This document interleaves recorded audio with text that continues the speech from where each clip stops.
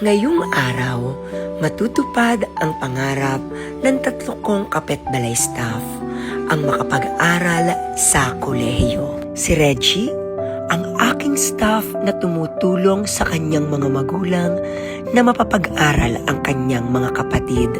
Responsable at hindi iniisip ang sarili. Isa ikaw sa aming napili na maging scholar.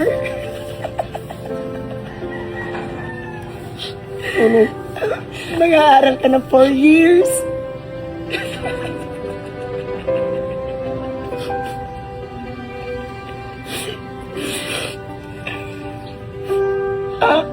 Ha? Ito anak ay hindi rin maapektuhan ng iyong trabaho dahil modular. Makakapagtrabaho ka, makakapag-aral ka. Gagabayan kita sa iyong pag-aaral. 4 na taon para ikaw magka-diploma.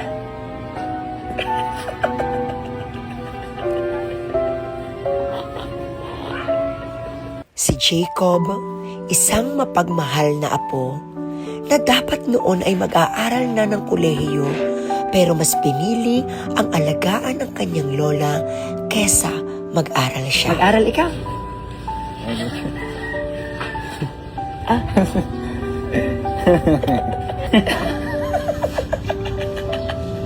Kaya ako naman dapat ba sa sumugod? Baka hindi ko pa yun.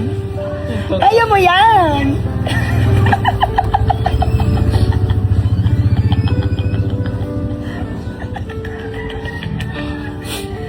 Ako siya tatakot parang... Huwag ka matakot. Hindi ko kakayan. Hindi mo kakayanin. Kakayanin mo. Si Mark, anak ng dati naming maglalaba, kagagraduate lang ng senior high school pero piniling magtrabaho para makatulong sa pamilya. Isang batang may pangarap, sa trabaho ay napakasipag.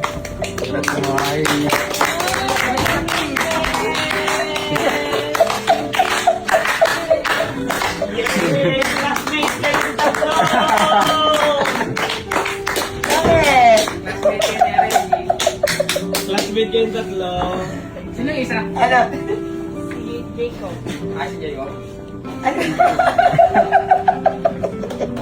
Silang tatlo ang mga mapapalad na kapitbalay staff na scholars ng Cavite West Point College. Hi! So ngayon nga ay pupunta na kami ng Cavite West Point College at mag-i-enroll na ang aking mga anak. At bago kami pumunta ng Cavite West Point College, sinimulan namin ito sa isang panalangin. Dalangin na ito'y masimulan at unay Diyos makagraduate sila at makapagtapos ng pag-aaral. O ano nararamdaman mo? Mag-i-enroll ka na? Excited na po. Totoo ba? O ikaw? Masaya din po. O ano nararamdaman mo? Mag-i-enroll na sa Jacobe? Masaya din po. O kinakabahan ka? Medyo sa... Okay na ka? Laban lang.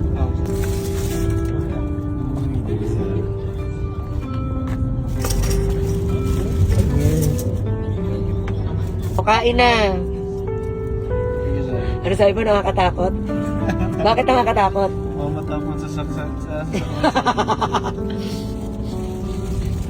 Baka naman sabihin nyo, ginugutom ko kayo. Thank you po. Yes, sir. Dala ng pagod sa trabaho ay nakatulog agad ang aking mga staff. Maaga kaming pumulas, bagamat 12:30 na sila nakauwi dahil sila ang closing duty sa kapitbalay. At eto na ang mga kaganapan noong dumating kami dito sa Cavite West Point College. Ang paaralang bumuhay sa pangarap ng kapitbalay staff. Thank you po. Opo. Natutuwa. Nandito na. Salamat po. Thank you po. Oh, sir, konti po namin gift. Vice President. Ay, opo. Ay, Tapos, bata, si Ma'am Lenny po. opo. Ay, salamat po. Sa puntong ito ay nawala ang aming agam-agam dahil damang-dama namin ang mainit na pagtanggap ng Cavite West Point College. Sa pangunguna ng napakabait at napakahusay na president ng paaralan na si Dr. Mojica, inorient ang kapitbalay staff at Dito ay binigyan na rin sila ng registration form para makapag-enroll na sila.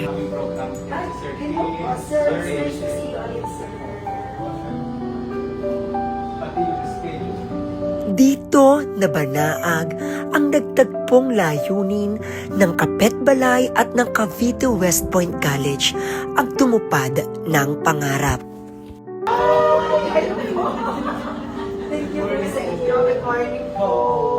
Habang nagfi-fill up ng registration form ang aking mga anak, ramdam ko ang excitement na may halong kaba sa kanilang mga dibdib. Subalit ang nasa isip ko ay nandito naman ako para gabayan sila. At syempre, sa tulong ng Cavite West Point College ay matutupad ang kanilang mga pangarap. Dito sa paaralang ito, natagpuan at nakilala ko ang mga mabubuting tao na may mga magagandang layunin. West Pointers na sila. West Pointers ko Opo, pag naka-enroll na. Opo.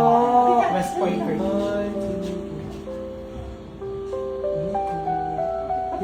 Maraming salamat po Dr. Mojica sa mga scholarship na ito. Habang pinoproseso ang enrollment ng Kapitbalay staff sa Cavite West Point College, ay inilibot kami ni Dr. Mojica at ni na Sir Verhel Venci dito sa Cavite West Point College para ma-familiarize ang Kapitbalay staff dito sa napakaayos at napakagandang Cavite West Point College. Naramdaman namin at nakita namin na napakaayos ng paaralang ito. Napaka-accommodating ng teaching and non-teaching staff ng Cavite West Point College. Dito ay nasaksihan ko rin ang values na itinuturo nila sa kanilang mga mag-aaral. Sir, good morning, sir. Naniniwala ako na mag-grow pa ang aking Kapitbalay staff dito sa paaralang ito. At unay Diyos, sa unang hakbang na ito ay alam ko mababago pa ang kanilang mga buhay. Ano? Ikaw ba? Ngayon, mararanasan na muli nila ang maging estudyante at magsisimula na silang magsikhay para sa mas malaki pang pangarap.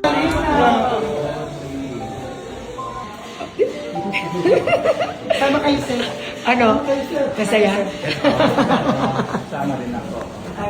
Ayan po, patunay na enrolled na po sila. Hi, anak. Ano? Ano? Happy? Ano? Mag-aaral ng maigi, ha? Okay? So, yan ay may nakaakibat na responsibilidad. Anak. Napakadami ng mga courses na pagpipilian dito sa Cavite West Point College at ang napili namin para sa kanila ay ang may kinalaman na rin sa kanilang trabaho, ang BSHM. O, eto po, ano pang i-construct dito, sir? RFID. Sa Sa ID. ID po nila. Tapos pag nakapasok na, darating yung message sa mga nanay na nakainay. Yes po.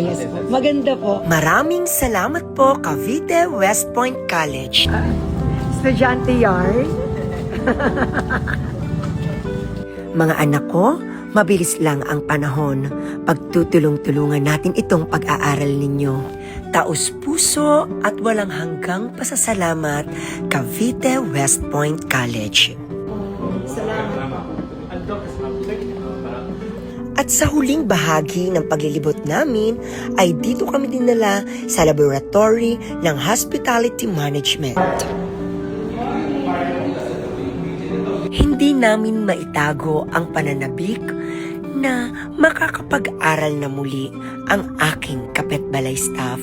At dito, kasama ang Cavite West Point College, matutupad ang kanilang mga pangarap. Pangarap na hindi pang sarili lamang, kundi para sa kanilang mga mahal sa buhay. Ito ang panibagong kwento ng pag-asa at kwento ng inspirasyon.